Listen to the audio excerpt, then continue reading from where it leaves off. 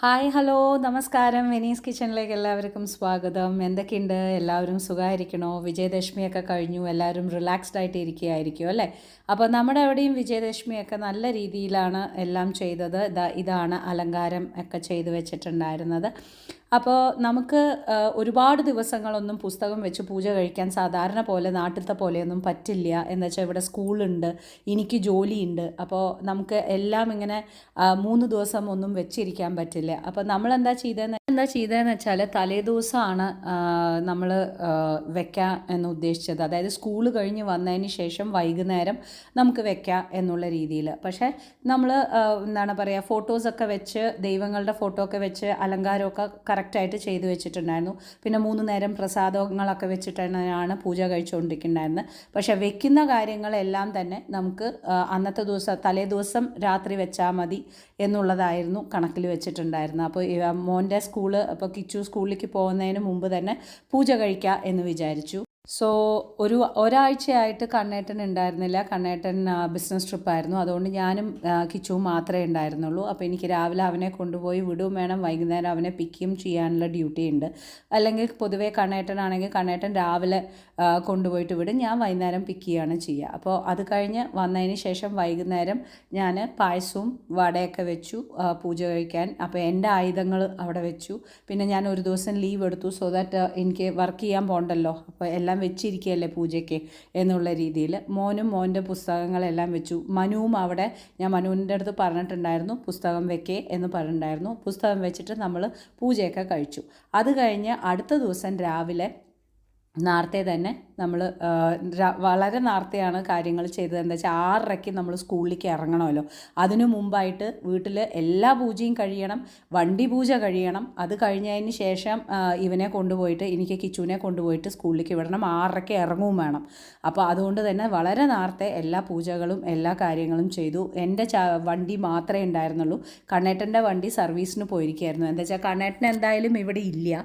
അപ്പോൾ ആ സമയം നോക്കിയിട്ട് സർവീസിന് കൊടുത്തു കഴിഞ്ഞാൽ 1-2 ദിവസം എടുത്താലും കുഴപ്പമില്ലല്ലോ എന്ന് വിചാരിച്ചിട്ട് കൊടുത്തതാണ്. അവർ അന്നത്തെ ദിവസം തന്നില്ല. അപ്പോൾ അതുകൊണ്ട് കണ്ണേട്ടൻ്റെ വണ്ടി പൂജ കഴിക്കാനുണ്ടായിരുന്നില്ല. പിന്നെ നമ്മൾ കണ്ണേട്ടൻ്റെ വണ്ടി വന്നതിന് ശേഷമാണ് ഞാൻ പൂജ കഴിച്ചത്. സോ എല്ലാം കഴിഞ്ഞു. രാവിലെ നേരത്തെ തന്നെ നമ്മൾ പൂജയൊക്കെ ചെയ്തു. അത് കഴിഞ്ഞതിന് ശേഷം പിന്നെ പുസ്തകം എടുത്തിട്ട് അവൻ്റേതായിട്ടുള്ള രീതിയിൽ അവൻ വായിച്ച് എല്ലാം കഴിഞ്ഞതിന് ശേഷം പിന്നെ ഞങ്ങൾ പുറത്തേക്ക് പോയി. കിച്ചു തന്നെയാണ് എല്ലാ പൂജയും ചെയ്തത്. ഞാൻ അവന് ഇൻസ്ട്രക്ഷൻസ് കൊടുക്കുന്നുണ്ടായിരുന്നു, അതുപോലെ തന്നെ അവൻ ചെയ്യുന്നുണ്ടായിരുന്നു. ഇതേപോലെ തന്നെയാണ് മനുവും ചെയ്യുന്നുണ്ടായിരുന്നത്. ഞാൻ എങ്ങനെയാണോ അവൻ്റെ അടുത്ത് പറയുന്നത് അതുപോലെ അവൻ ചെയ്യാൻ അവനും അറിയാം. അതുകൊണ്ട് നമ്മൾ ഒരു പ്രാവശ്യം കാണിച്ചു കൊടുത്താൽ മതി മക്കൾക്ക്. അപ്പോൾ മക്കൾ എല്ലാം തന്നെ അതുപോലെ തന്നെ അവർ ചെയ്തോളും. അങ്ങനെ വണ്ടിയിൽ പൂജയൊക്കെ ചെയ്ത് കഴുകി വൃത്തിയാക്കി നാരങ്ങയൊക്കെ വെച്ച് വണ്ടി എടുത്തു. സ്കൂളിലേക്ക് കൊണ്ടുപോയിട്ട് വിടാൻ കറക്റ്റ് 6:30 ഇറങ്ങി. അത് കഴിഞ്ഞതിന് ശേഷം എനിക്ക് ഓർഡേഴ്സും ഉണ്ടായിരുന്നു. എനിക്ക് പ്രസാദം നൈവേദ്യത്തിനും വെക്കണമായിരുന്നു. ഞാൻ 6 തരം ചുണ്ടലാണ് ഉണ്ടാക്കിയിട്ടുണ്ടായിരുന്നത്.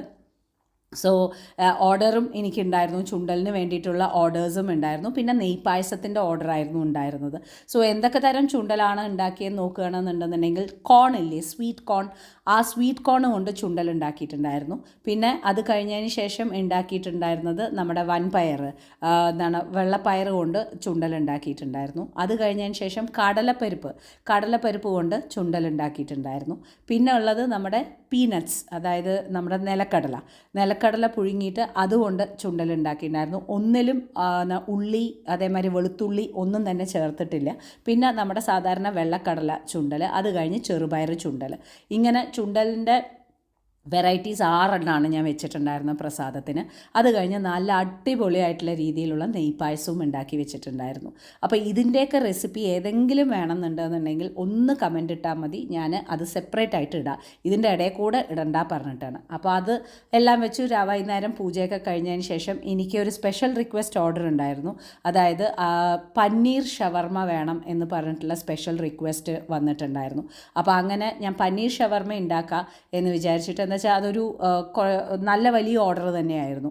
അപ്പോൾ പനീർ എല്ലാം തന്നെ ഞാൻ എന്താ വെച്ചാൽ വലിയ ബ്ലോക്ക് പനീറാണ് വാങ്ങിക്കുക, അല്ലാണ്ട് പാക്കറ്റിൽ കിട്ടുന്നതല്ല. നമ്മൾ ഫ്രഷായിട്ട് ഇവിടെ ഡെലിവറി തരും, ഫ്രഷ് പനീർ കിട്ടും. അപ്പോൾ ആ ബ്ലോക്ക് പനീർ വാങ്ങിയിട്ട് ഇതുപോലെ ഞാൻ അതിലേക്ക് നമ്മുടെ മസാലകളൊക്കെ പുരട്ടി എല്ലാം വെച്ചിട്ട് ഒരു 2 to 3 hours വെക്കും. അത് കഴിഞ്ഞതിന് ശേഷം നമ്മൾ നന്നായിട്ട് മസാല പിടിക്കണം. നന്നായിട്ട് മസാല പിടിച്ച് കഴിഞ്ഞിട്ടുണ്ടെങ്കിൽ സാധാരണ ഒരു ഡിന്നറിന് പോലും നിങ്ങൾക്കിത് സുഖമായിട്ട് ഗ്രില്ല് ചെയ്തെടുക്കാം കേട്ടോ. അടിപൊളി ടേസ്റ്റാണ്. ഞാൻ ടിക്ക മസാലയാണ് വീട്ടിൽ ഉണ്ടാക്കുന്ന ടിക്ക മസാലയാണ് ചെയ്യുന്നത്.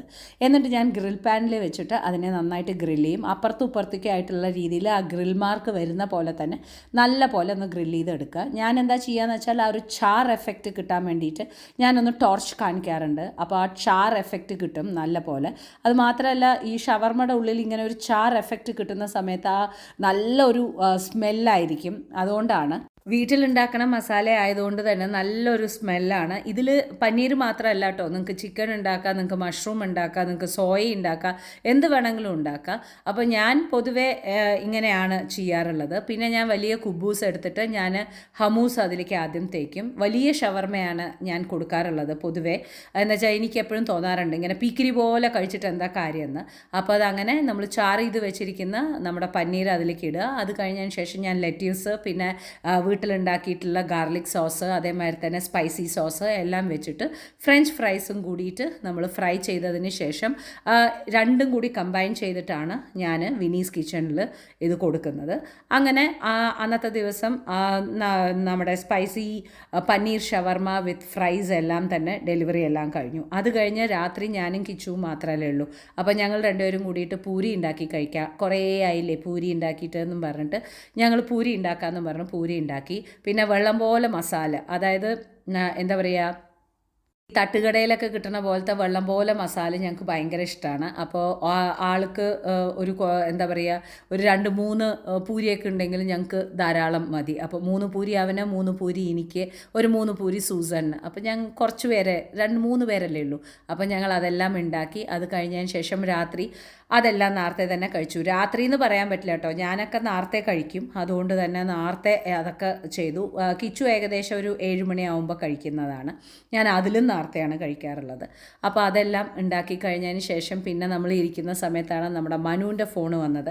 അവന് പനീർ ബട്ടർ മസാല ഉണ്ടാക്കണം. അപ്പോൾ പനീർ ബട്ടർ മസാലയ്ക്ക് ഞാൻ അവിടെ ഓൾ പർപ്പസ് ഗ്രേവി ഉണ്ടാക്കി വെച്ചിട്ട് വന്നിട്ടുണ്ടല്ലോ, അതും കൊണ്ട് ഞാൻ എങ്ങനെയാമേ പനീർ മസാല ഉണ്ടാക്കുക, ഞാൻ പനീർ പോയിട്ട് ഇന്ത്യൻ ഗ്രോസറി സ്റ്റോറിൽ നിന്ന് വാങ്ങിയിട്ട് വന്നിട്ടുണ്ട് എന്നും പറഞ്ഞ് നമ്മളെ വിളിച്ചിട്ടുണ്ടായിരുന്നു.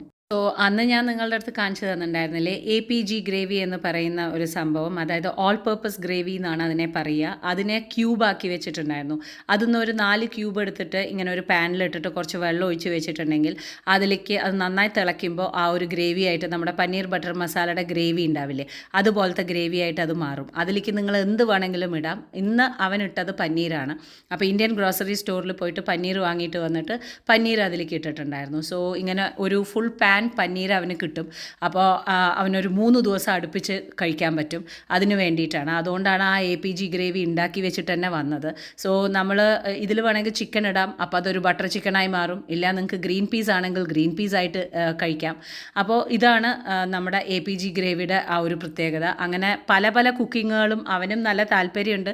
അവൻ എപ്പോഴൊക്കെ സമയം കിട്ടുന്നോ ആ സമയങ്ങളിലൊക്കെ അവനും ഇൻട്രസ്റ്റോട് കൂടിയിട്ട് തന്നെ പുതിയ പുതിയ സംഭവങ്ങൾ അവനും ട്രൈ ചെയ്യാൻ ഇഷ്ടമാണ്. അപ്പോൾ നമ്മൾ ബേസായിട്ട് അവൻ്റെ ബാക്ക്ഗ്രൗണ്ട് ഞാനുണ്ടാവും, എന്നിട്ട് എൻ്റെ മുമ്പിലാണ് അവനത് ചെയ്യാറുള്ളത്. അങ്ങനെ ചെറിയ ചെറിയ കുറച്ച് വിശേഷങ്ങൾ. ഇനിയും പുതിയ വിശേഷങ്ങളുമായി വീണ്ടും നിങ്ങളുടെ മുമ്പിൽ കാണുന്നതായിരിക്കും. Okay, till then take care and by.